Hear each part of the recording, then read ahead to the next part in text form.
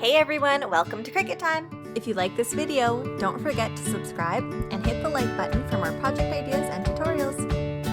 Today I'm going to show you how to use stencil paper to make a design on wood. This is something that is quick and easy, and you can even do it with your kids. We have this little sign.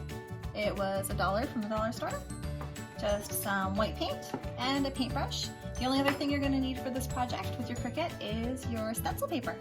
So all you're going to want to do for this is just take your paint and just give a light film so that it's white.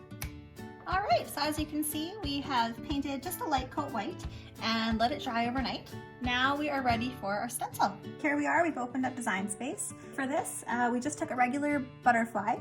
I just got it in the image section of Design Space. And what I did is I took a slice image from this. So I just looked up the word swirl in images.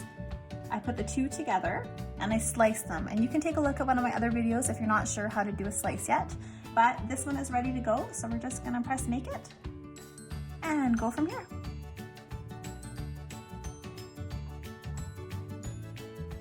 Because this is a stencil, I want to leave a little bit of room on either side so that my paint doesn't go over by accident.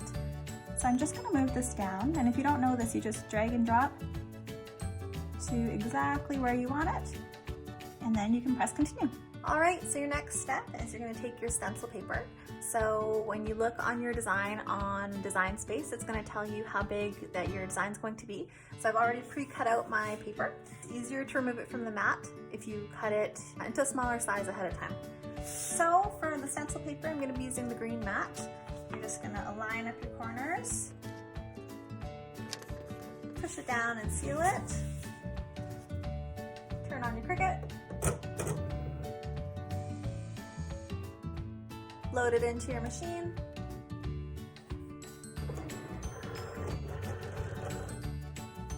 and you can press make it on your design in Design Space, and when you're ready, press go.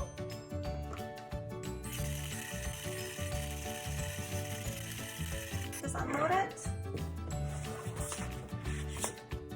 You're going to want to flip it over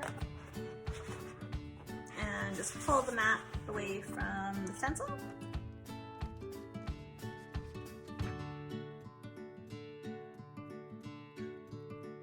So now that I have my wood the color that I like it, so I'm a little concerned that these little pieces here are going to shift just a little bit, or I'm going to have a hard time placing them just right when I'm transferring my stencil from the stencil paper onto the wood. So what I'm going to use is a little bit of transfer paper. Now this paper is a little bit small. I've used it before, but the nice thing about this stuff is that it is reusable. So because it's not covering any of my large areas, this should be totally fine for what I need right now. So you're just going to place it down. This tool is pretty great. You just want to make sure everything's good and stuff. If you were using a stencil that had large holes without any fine detail, you probably could just skip this step. But for me, with these little swirls, I thought this was necessary. So now we're just going to peel off the back. And just line it up how I like it. Again, use this little tool. Let's just lift up the transfer sheet.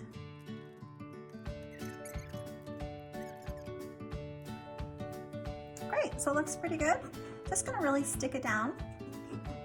It's important that these little edges are stuck really good, otherwise the paint might bleed in there a little bit. Next up, just add the paint color that you like. Now that it's all painted, the last step we have to do is just pull off the stencil.